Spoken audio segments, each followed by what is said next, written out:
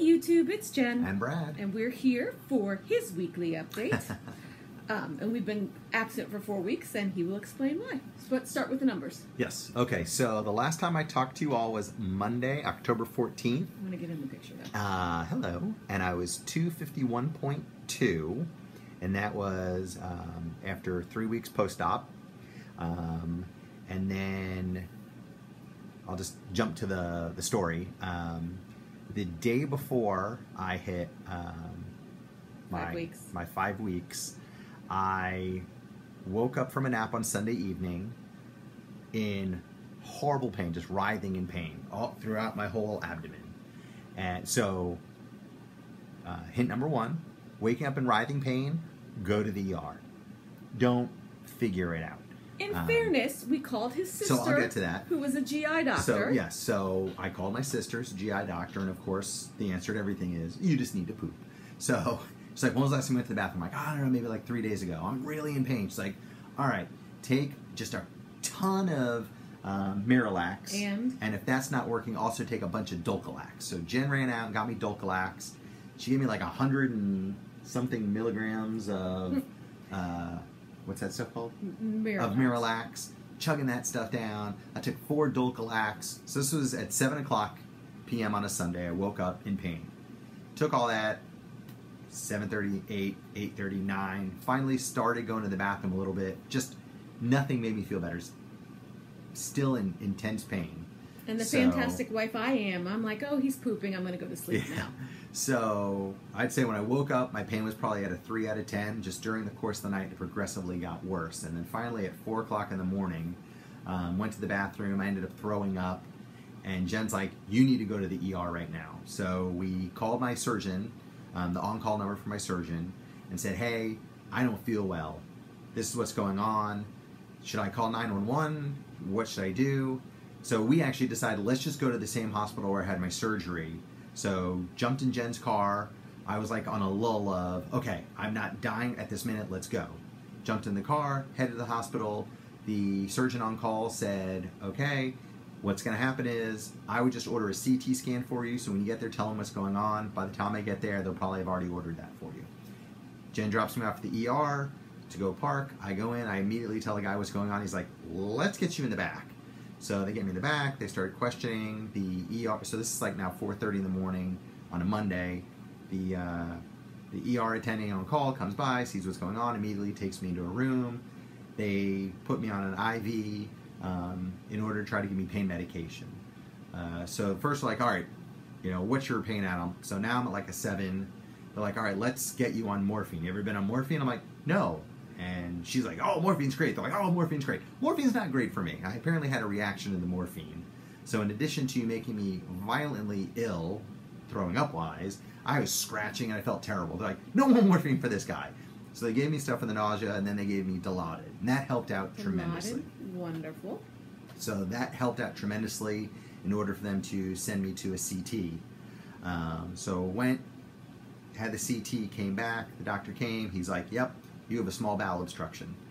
You need to get into surgery right away. For people that don't understand it, it's also an internal hernia because of his bypass surgery. So, yep. His intestines went through his stomach so where wall they did the surgery, and twisted. Where they did the surgery, they closed it with 2 sutures. The intestine found its way between the sutures and got stuck, and then it got twisted. So basically it couldn't get its way out, so it just kept going in.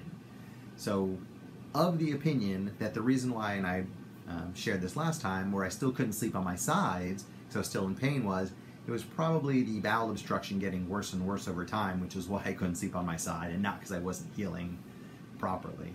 So they went to book the OR. I'll skip over the drama of what happened in the hospital, which was a complete clusterfuck. However, if you've seen Terms of Endearment where Shirley MacLaine goes, get my daughter the pain med, she's in pain. Yep. I reenacted that because by 11 o'clock they finally get us to the pre-op, and Brad is hysterically crying going... So when they took me from the ER, they were supposed to take me straight to OR. Well, they didn't, pre-op. They didn't. They took me up to my room, which is at the point when they stopped the pain meds. So fast forward 2 hours later, I'm no pain meds. I've got an obstructed bowel. And they will give him pain meds because he has to consent. So My story. Sorry. So I'm now at an 8. We're downstairs. I'm losing my shit completely. This is my part of the story. So, to sum it up, you know you're in trouble when the anesthesiologist, who has no idea who you are, walks in the room. Because I grabbed him. Hold on. I grabbed the anesthesiologist. I'm like, are you the anesthesiologist? He's like, yes. I'm like, listen, my husband consents. I consent. I'm an attorney. I'm his power of attorney. He consents. Give him the good drugs. And the anesthesiologist is like, what's going on here? And I explain what's going on. And then he's like, we need to get him some drugs. Let's just go right to fentanyl. And I'm like, so basically, good. He was like, when an anesthesiologist goes, fuck it, get him fentanyl, you know some shit is up. The nurse was like, but we have these like B-string, like the Tylenol here. And He's just like, fuck that, get him fentanyl. And I'm like, oh, yes. So needless to say, I don't remember anything after that. Aside from waking up in my hospital room, where I was instantly in a completely different space. That pain was gone. Now I just had the surgical pain. But unlike my original surgery, which there was a lot of challenges there, this one's so much better. That was on a Monday. They released me Tuesday morning. I was still on narcotics for the pain at home. I couldn't sleep, obviously, on my side. Because he didn't do well for the bypass with managing the pain, they overmanaged the pain this time. And, I'm all for hospital drugs, but he was fully drugged. Yep. But needless to say, much better recovery. So I stayed home that week. I was weaning myself off the pain medicine. By that Saturday, I was just taking it one time a day just to help me sleep at night. Moving on to You only took Tylenol. You started by Tuesday or Wednesday. You were just taking it at night. You were taking Tylenol during the day. Back on liquid diet, but my doctor said once you're better, you just move right back to where you were in your normal stage of the diet, which I was kind of looking forward to the 6th week where I get back to real people food. So back on liquids, soup. So then finally, Monday of last week, made 6 weeks. I went back to work. Still a little rough on that Monday or Tuesday for a different reason. I was very nauseous. Threw up on Tuesday at work. Called my doctor's office. I'm like, here's what's going on. They're like, just go back to just liquids for a day. Wait 24 hours, see what happens. My theory was, and it's borne out, the multivitamin I was taking had a lot, more than 100%. In some cases, 6, 7, 800% of certain vitamins. He was taking the Bariatric Pal 1-a-day multivitamin, so it was one capsule that gave you everything. Yeah, it was hardcore. And I was just having trouble with it. I would always feel like with an upset stomach and queasy whenever I take it. I said, you know what, Jen, can you find me something else? I did really well on gummies. So she's like, yep, here you go. Here's your VitaSmart original gummies, 1-a-day VitaCraves. So got those. I got iron gummies. So I switched to gummies Thursday of last week. Boom, within a day, my appetite was back. I was feeling so much better. So since Thursday last week, so much better. Off those pills, onto... If they work for you, great. For me, I guess because I'm such a delicate flower, my, just didn't work out well. Wait, but you didn't tell them your starting weight at bypass. So now I'm going to go back to the numbers. Okay. Okay, so I had already shared all this previously. Original starting weight was 280.8. Then I had the pre-surgery diet, got down to 271. Post-surgery, a week after surgery, I was down to 260.8. When I saw you all last time, I was 251.2. Had the surgery, and then weighed in last week, and then again today, Monday of this week. So right now, at start of week 7, I'm 241.2.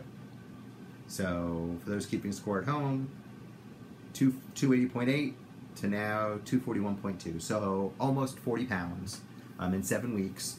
So going really well. That would be 9 weeks because you have your pre-op diet in there. Yes, thank you. 9 weeks. So 2 weeks pre-op diet and then 7 weeks post-op. So really enjoying it, going well. I think now that I'm able to eat quote-unquote real food, I take 4 ounces of grilled chicken breast to lunch every day. Thank you for companies like Purdue and Tyson who already cook it and make it for you. I just put it in a bag. Cheese sticks, the little containers of Jif peanut butter. Through the support group I've been going to, I was under the impression, you know what, okay, I got to try to get all my protein in 3 meals a day. They're like, no, it's never going to work. That, and talking to a dietitian, eat more smaller meals. So I now eat 5 or 6 times a day in order to get all my protein in. I'm averaging anywhere between 800 and 1,000 calories in a day. So far it's working out for me. I think soon I'm going to try to add some more physical activity in. I think that might help increase weight loss, but right now so far so good. And that's what's going on with me for now. Well, you can't really do you can't do a lot of real exercise. No, I'm not, I'm talking about maybe looking at the rowing machine or stairs or something like that, not full out running just yet, because I've got a little bit of soreness, nothing like I had before. He's been sleeping on his side and everything. It's amazing. You're finally where you should have been. Yeah. 4 weeks ago. Mm-hmm. So, all good with you? Mm-hmm. How are you doing? I've been doing the diet drug Lomera, which is basically a low-dose phentermine that you can take up to 3 times a day, and I'm only taking twice a day. It's 8 milligrams of phentermine per dose, and for people that did old-school phentermine, which I did, in the past it was 37.5 milligrams, and you'd be like shaky all day and you couldn't sleep and your heart would race. This is fantastic. It really helps me deal with hunger. I started... So right when he got the bypass... This is prescribed from our surgeon. Yes. Right when he got the bypass, it went so bad for him, I was eating my feelings, and so I got up to 189.8, and then I started taking Lomera, and today I'm in the 170s, which I did not think I would hit the 170s ever again. The number on Monday was unusually low, and so I don't believe it, so I'm not reporting it, but it was a great number. But needless to say, I'm in the 170s. I haven't been in the 170s. God. The last time I was in the 170s was about 3 years ago, 3.5 years ago. No, I got into it for a day when I was working out with Alexi. So I had seen 170s once after I started gaining weight, when I got to the 180s with the band. But I love this. Lomera has been a godsend. And I've tried... pre-weight loss surgery, I tried everything, and post-weight loss surgery, I tried Contrave, and that's the devil. But Lomera is just, it's wonderful, and it's all the good parts of phentermine without the bad parts of, the 37.5. So I can't speak highly enough about it. I'll report back in a couple more weeks, maybe December 1st, what my weight is, because I don't want to believe the weight I got on Monday. So, but I'm also still, I blind weigh with Brad. This Monday I shouldn't have looked. I should not have looked. So that's where we're at. All right. Anything else? I think that's it for now. Theoretically, I'll do this a little more regularly, but... You didn't tell them what the surgeon said about your abs. Oh, well, we're running out of time, so I'll save that for next time. Okay. So, we hope you all are big losers. Kick some fat's asses. We love your faces. And we will see you next time, YouTube. Take care. Thank you.